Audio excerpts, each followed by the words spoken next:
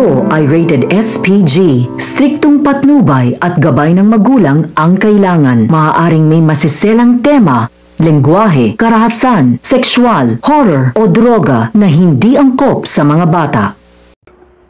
Kumikilos na ulit sina RJ at Giselle para malaman kung si Moira ay si Morgana sa pamamagitan ng DNA test.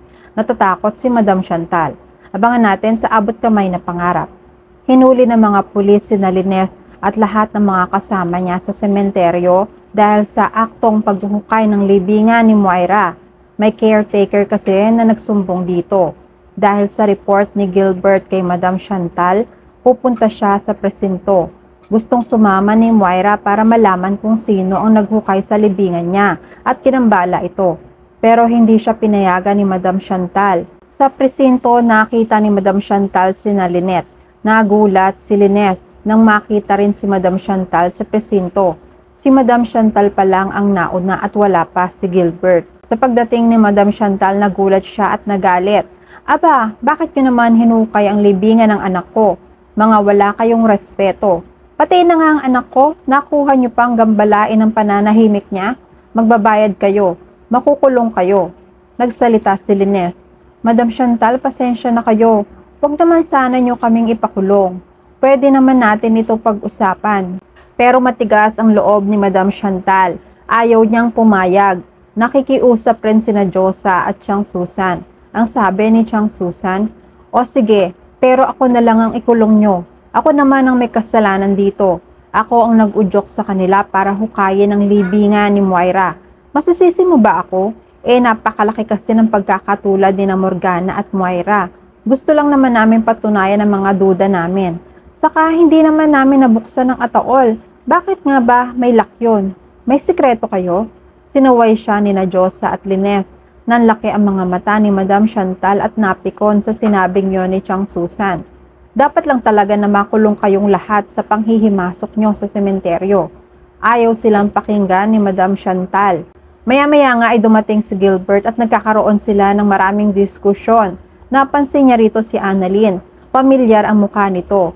Nakita rin ni Annalyn siya pero hindi pa makilala ni Annalyn. Sabi niya, kayo ang naghukay sa libingan ni Ma'am Moira? Diba ikaw yung doktor na natigilan siya sa pagsasalita? Bumaling siya kay Madam Chantal. Bilang pagtanaw ng utang na loob kay Annalyn, gumawa siya ng paraan para hindi makulong ang pamilya ni Annalyn. Sabi ni Gilbert, Madam, hindi naman pala nila nabuksan ang ataol ni Ma'am Moira. Huwag nyo na po silang ipakulong. Dagdag pa yan sa alalahan ninyo. Nahimasmasan si Madam Chantal. O sige, hindi sila makukulong, pero magbabayad sila ng danyos at wag na wag niyong guguluhin ang puntod ng anak ko. Nabunutan ng tinik si Lynette. Salamat po, pasensya na at hindi na po ito mauulit. Nagsalita si Madam Chantal. Talagang hindi na mauulit dahil ililipat ko na ng ibang sementeryo na hindi nyo alam. Tumango si Lynette na tanda ng pagpayag. Paalis na si Madam Chantal nang tawagin ni Annalyn si Gilbert. Salamat ha. Teka, parang nakikilala kita.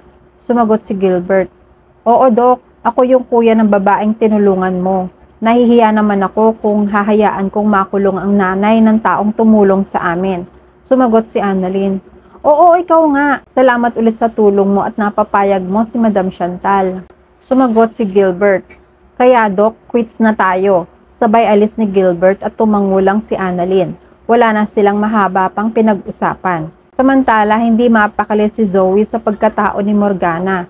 Naniniwala siyang mami niya si Morgana at nagpapanggap lang. Kahit anong pagpipigil ni Justin sa kanya ay gustong patunayan ni Zoe na mami niya si Morgana. Biglang may naalala si Zoe tungkol sa mami niya. Ito na ang magpapatunay ng hinala niya. Nagpunta si Zoe sa bahay ni Moira. Kasama niya rin si Justin. Nagulat si Moira sa pagsugod ni Zoe. Anong ginagawa niyo rito? Sumagot si Zoe. I want to know the truth. Nagtataka si Moira. What truth? Sabi ni Zoe, may balat si mami sa likod. Show me that you don't have the same birthmark as hers. Pinuwersa ni Zoe si Moira. Pinatalikod at gustong makita ang balat sa likod. Lumalaban naman si Moira. Zoe, ano ba? Ano ba? Huwag mo ngang gawin yan. Hindi mo na ako ginalang. Kailangan magpanggap ni Moira dahil kasama na rin ni Zoe si Justin. Kung wala siguro si Justin ay baka maamin na niya na siya si Moira. Pero kailangan niya pa rin magpanggap at pangalagaan na walang alam si Zoe. Mas makakabuti ito para kay Zoe. Sabi ni Moira, mas mabuti pang umalis na lang kayo. Natahimik naman si Zoe at Justin at umalis na lang sila. Sa kabilang banda, nakauwi na sina Madam Chantal at Gilbert. May tumawag kay Gilbert na isang bayaran sa Apex tungkol sa pagbabalita sa kanya sa mga nangyayari dito.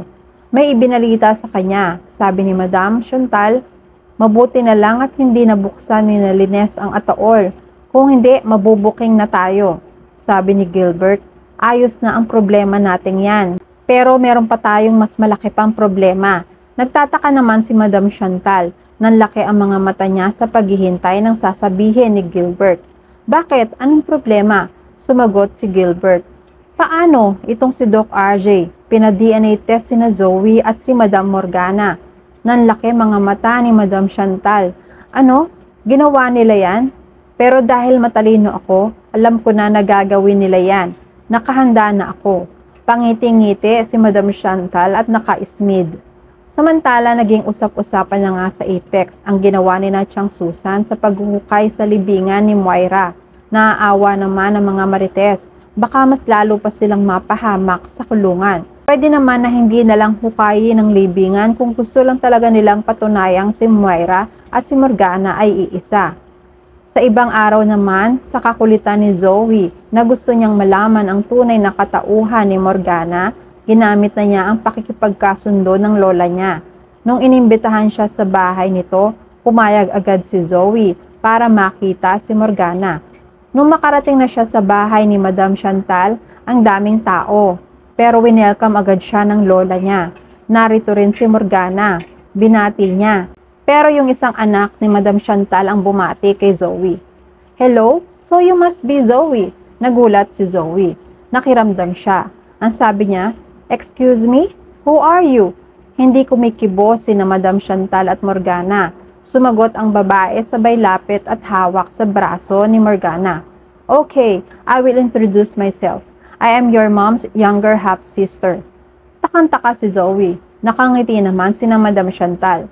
At yan ang mga pakakaabangan natin sa Abot Kamay na Pangarap.